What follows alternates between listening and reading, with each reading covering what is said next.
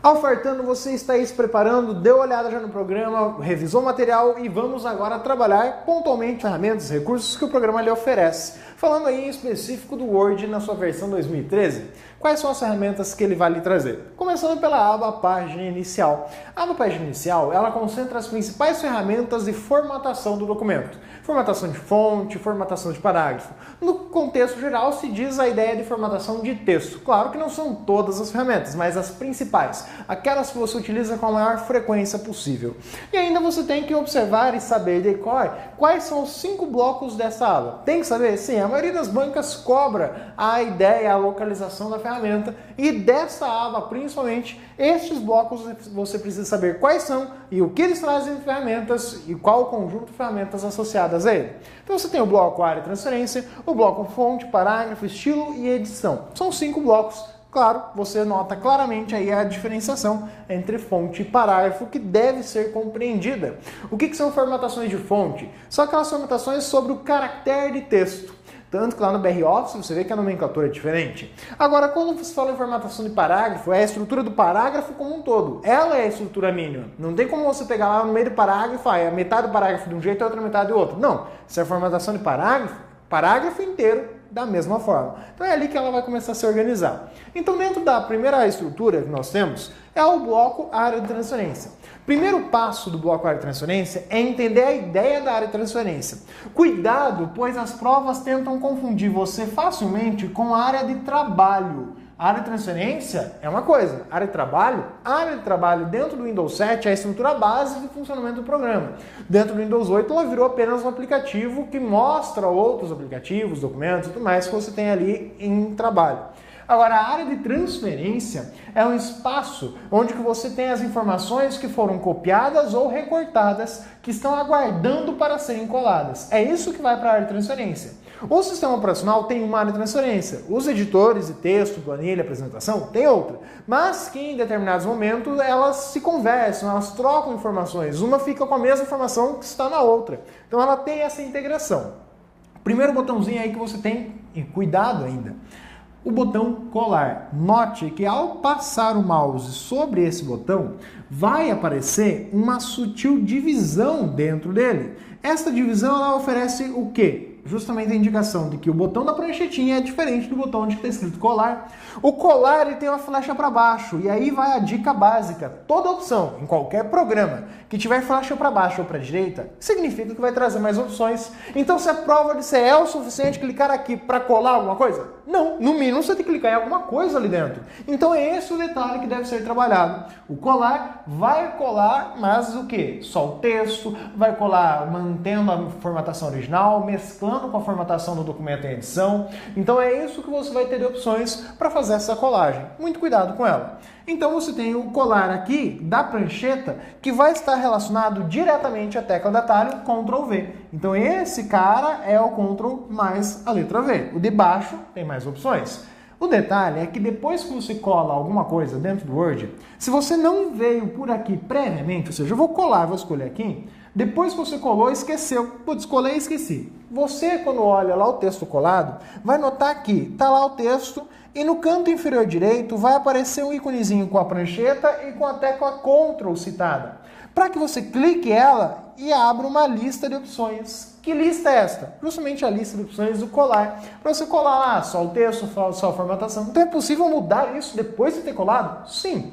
Mas se você clicar em alguma outra parte do texto, editar outra parte do texto, ela já vai sumir tua propriedade. É imediatamente após colar a informação, o texto que você já copiou ou recortou, que ela vai oferecer esse recurso. E note justamente que você tem a opção recortar e copiar também ali dentro. E que devem ser lembradas das suas teclas atalho. Recortar é lembrar a própria simbologia, é a tecla Ctrl X, enquanto que o copiar é a tecla de atalho Ctrl C. E olha que tem gente que ainda erra isso em prova, hein? Tem pessoas que vão lá e acham uma questão muito simples, falam, opa, tem coisa errada, tem pegadinha. Pô, Ctrl C copia, não tem muito estresse com isso. Então esse é o cuidado.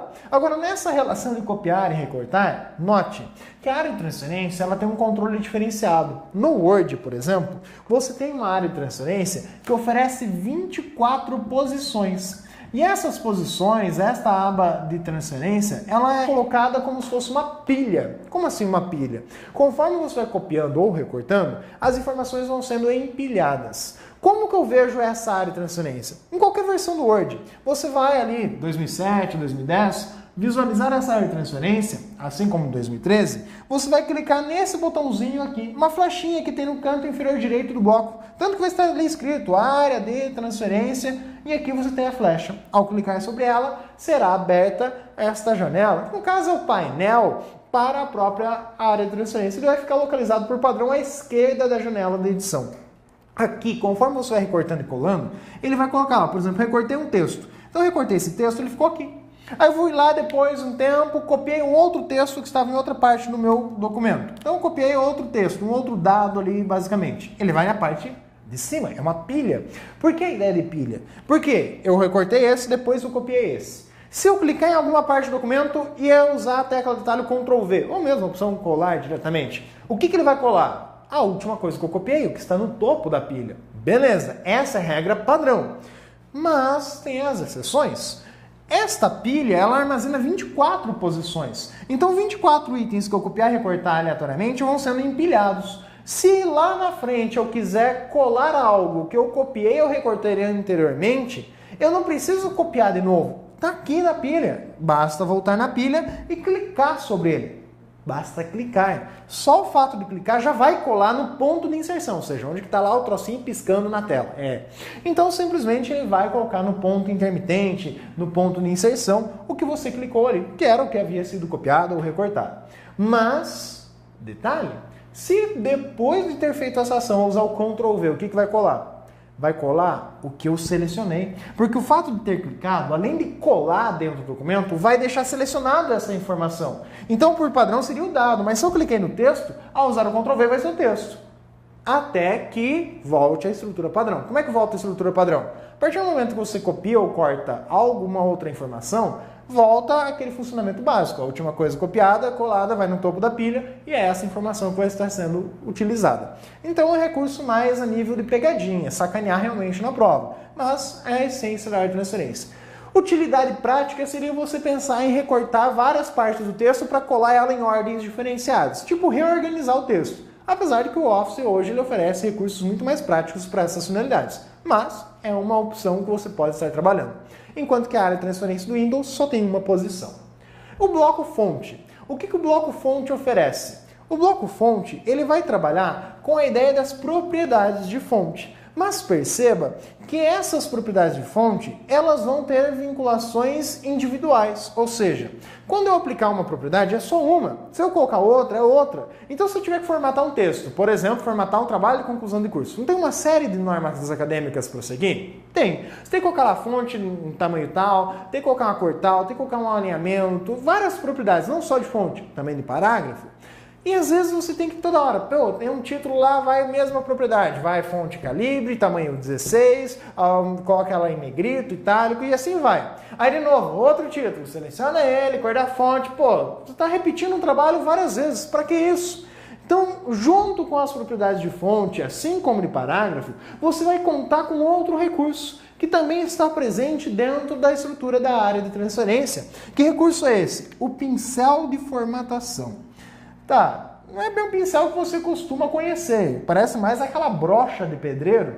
Então você tem aí justamente a ideia básica, que é um pincel. O que ele faz? Ele copia formatação de texto.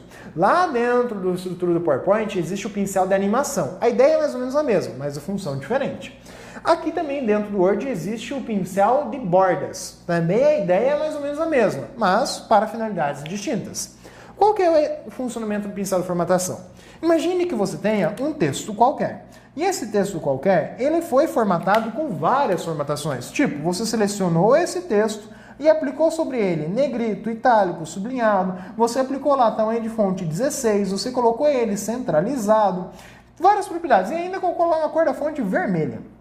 Beleza, fez tudo isso. Agora imagine que lá no meio do texto, lá no seu trabalho, surja uma outra informação, um outro texto. Só que esse outro texto tem que ter a mesma formatação daquele, porque são de mesma hierarquia. Ambos são títulos.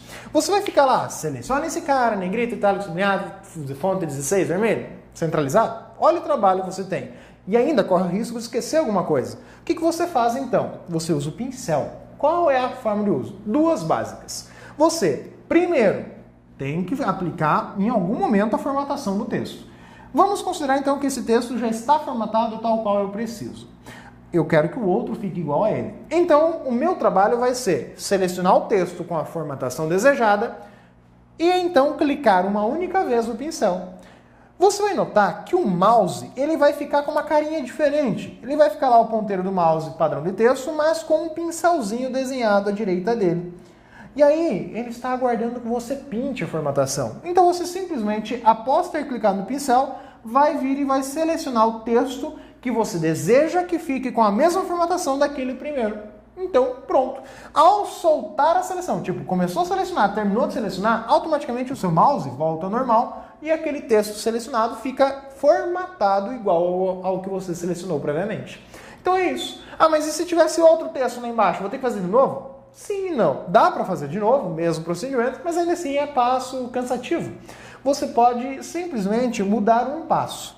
Ao invés de dar o clique simples, usa o clique duplo.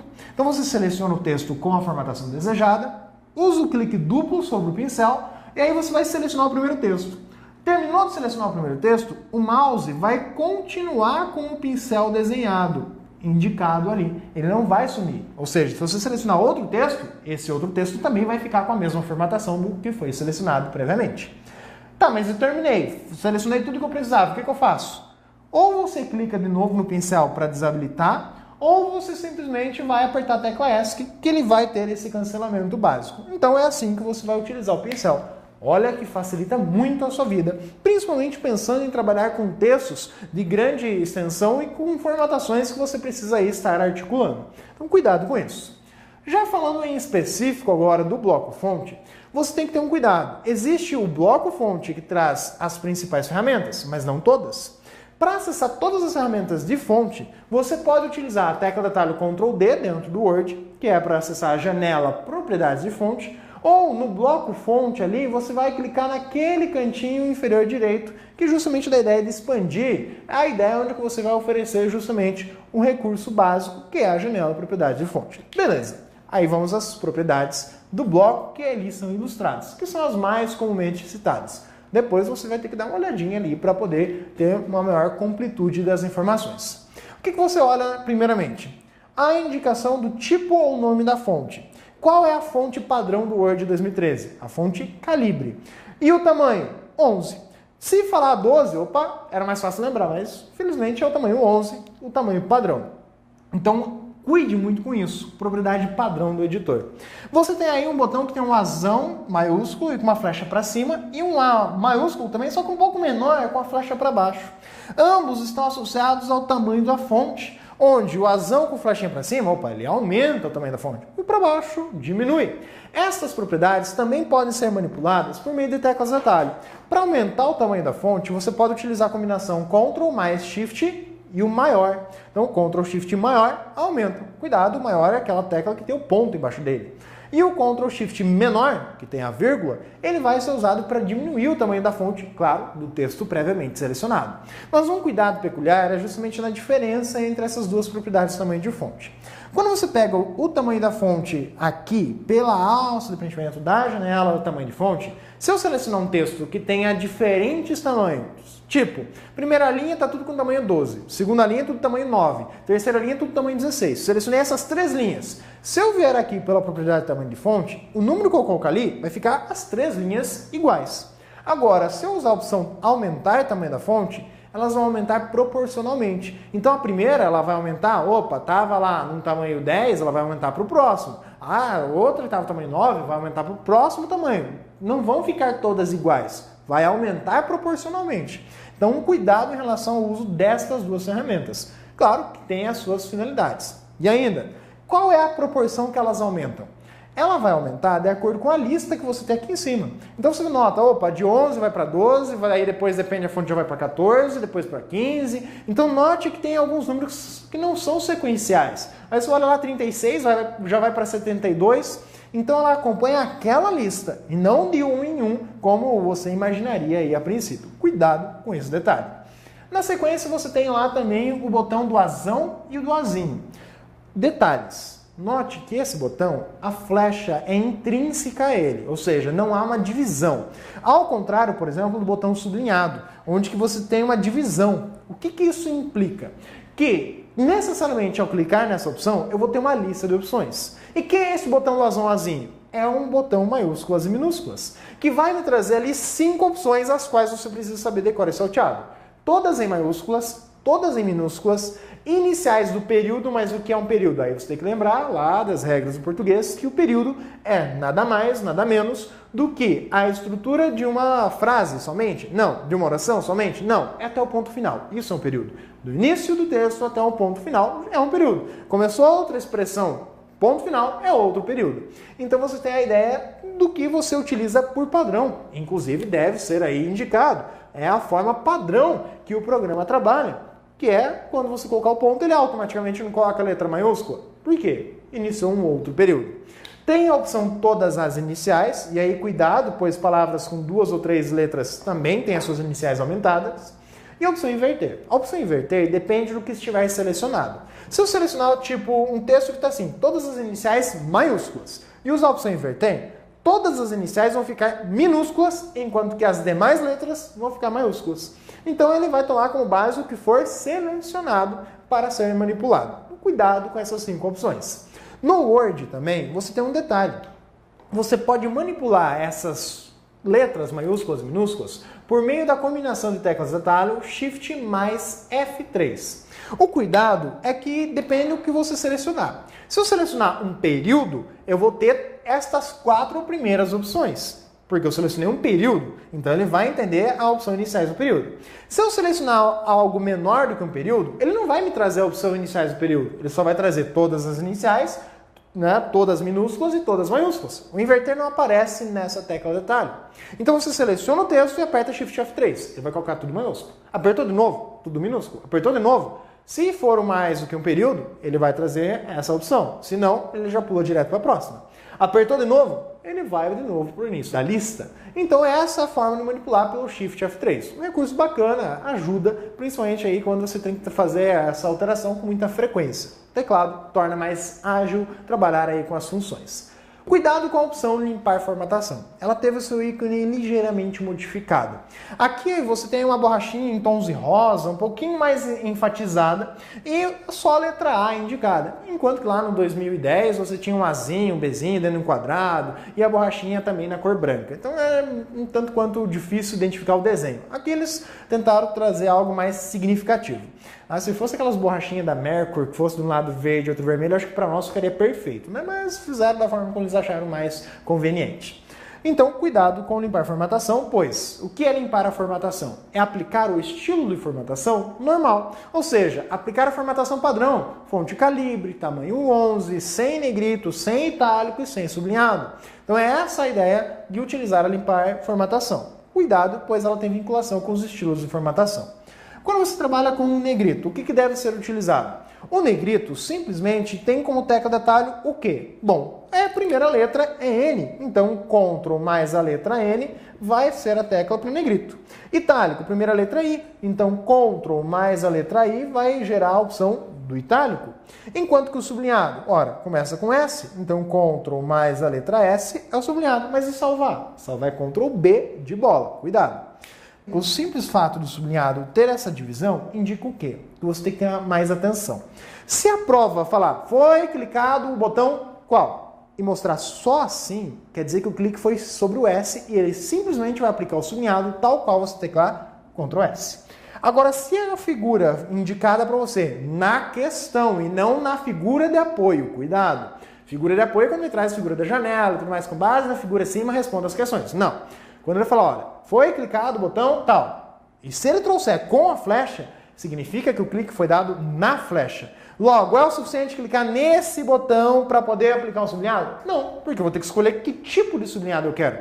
Sublinhado contínuo, que é o padrão, ponto, traço, ponto, ou ponto, ponto, traço, traço. Qual é a forma que você vai querer trabalhar com esse sublinhado? Sublinhado aí meio que todo ondinha e assim por diante, duplo. Então são exemplos de sublinhados que você pode estar aí encontrando. Claro que pode manipular outras estruturas desde que você vá pela janela propriedade de fonte. E o que mais você encontra dentro do bloco fonte? O subscrito e o sobrescrito. Cuidado! Aqui muitas vezes a questão é em termos de português mesmo. Você sabe dizer o que é sob e subscrito. Então o subscrito é o que vai ficar embaixo. Note que o X é a linha padrão. O 2 é como vai ficar o texto que você selecionou perante a linha. Ou seja, se eu selecionar um texto e usar o subscrito, o texto vai ficar menor e vai ser posicionado na parte inferior da linha. Se eu pegar o sobrescrito, o texto vai ficar menor e vai ser jogado na parte superior da linha. Também há teclas atalho para isso. E aí que está a pegadinha. O Ctrl Shift mais, tem mais um mais ali, sem vergonha, que muitas vezes você não lê porque estão juntos. Então cuidado. Esse mais é um mais específico, porque no seu teclado normalmente você tem 2 mais. Esse mais é o mais que tem o igual embaixo dele. O mais que está ao lado da tecla Backspace, aquela que você apaga para a esquerda, sabe? Então é esse mais ali, que está do lado do tracinho, do menos ou do sublinhadinho, do underline. Então é esse mais que está sendo citado. Aquele mais junto ao teclado numérico não funciona para estes fins. Então cuidado. E o Ctrl mais igual, ou seja, a mesma tecla, vai fazer Na verdade eu inverti aqui, né? Eu simplesmente troquei. É o contrário. O Ctrl sem o Shift, vamos corrigir aí para você não anotar errado.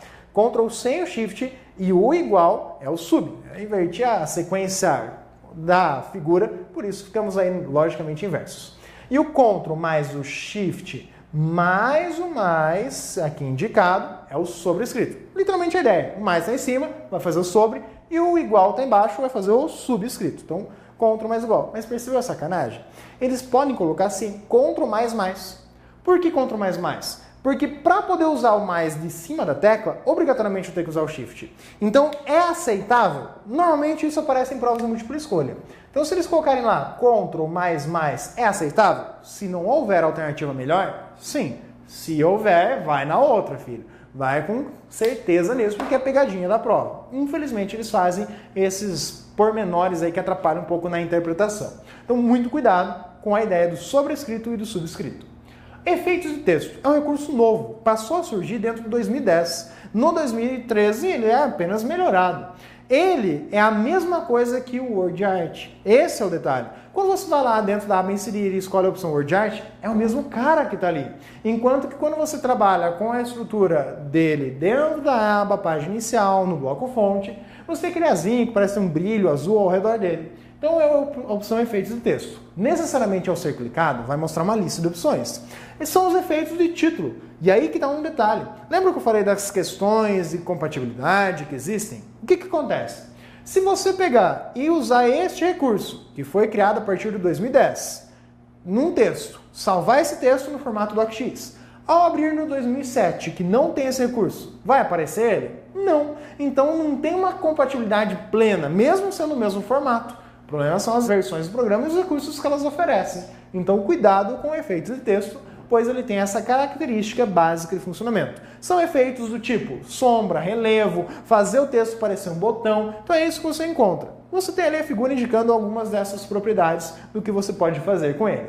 Ferramenta Realce. Cuidado com ela, pois ela é muito comparada com a ferramenta do baldinho de tinta. Não vou falar o nome dela aqui, mas baldinho de tinta.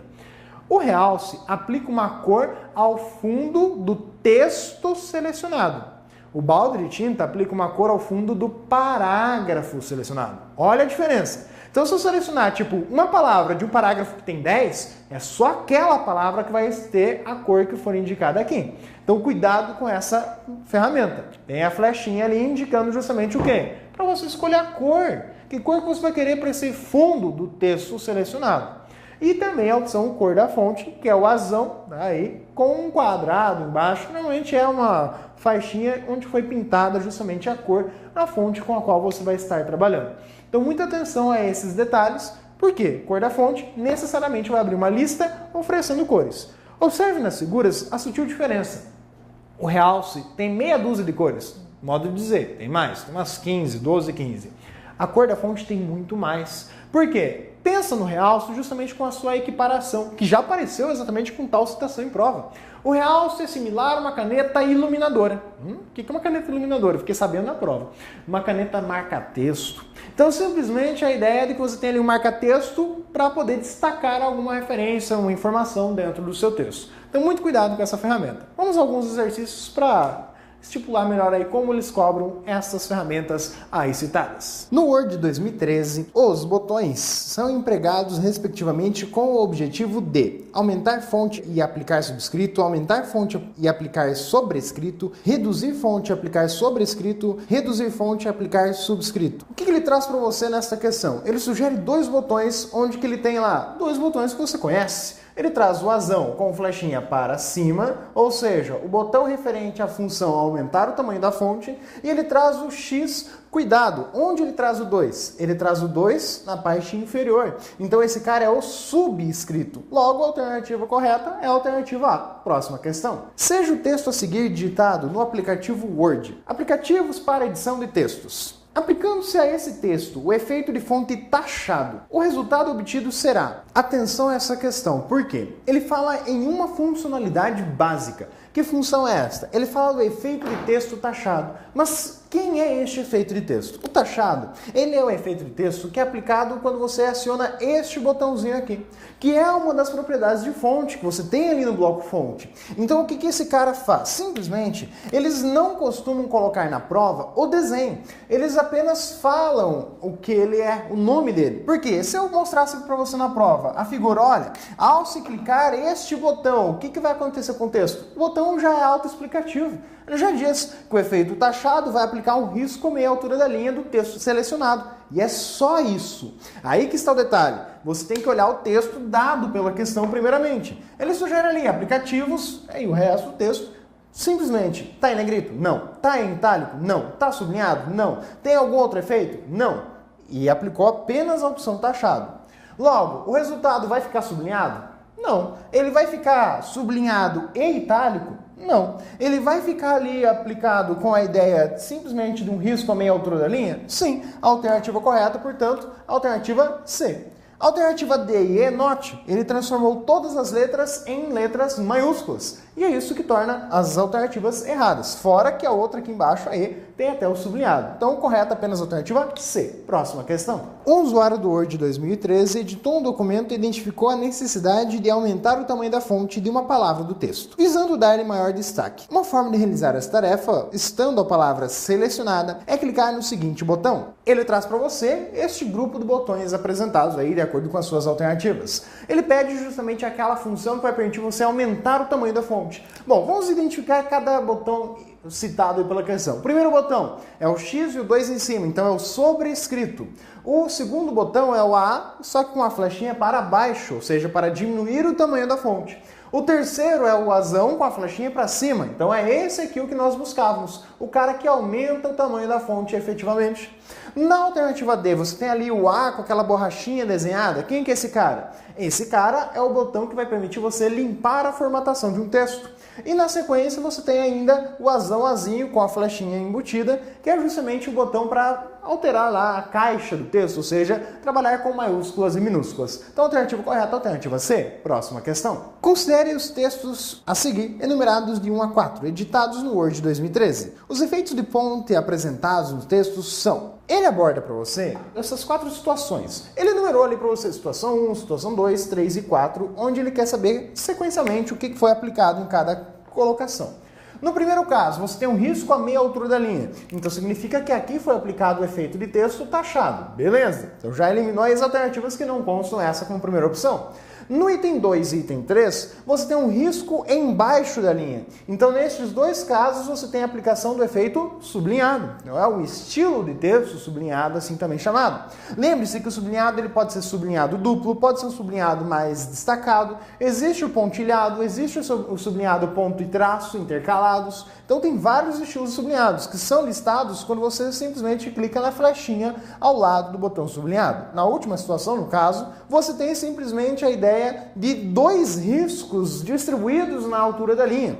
Esse cara é exatamente a ideia do taxado duplo. Claro que você não vai conseguir executar esse carinha diretamente pelo botão do taxado. O taxado duplo é uma propriedade que está disponível dentro da janela Propriedades de Fonte, ou seja, lá dentro do Word você pode usar a tecla de atalho Ctrl D para abrir a janela Propriedades de Fonte ou clicar naquele canto inferior direito do bloco Fonte, onde você tem a flechinha, para que seja aberta exatamente a janela Propriedades de Fonte. Então, muito cuidado com relação a esses efeitos de texto. Existem outros efeitos de texto vinculados ali dentro, como o versalete, que também tem aí algumas observações peculiares. Mas você tem aí em qualquer versão do Word tal propriedade, então você pode testar e observar claramente como ele vai produzir o resultado. Beleza? Ficamos por aqui, um forte abraço e até mais!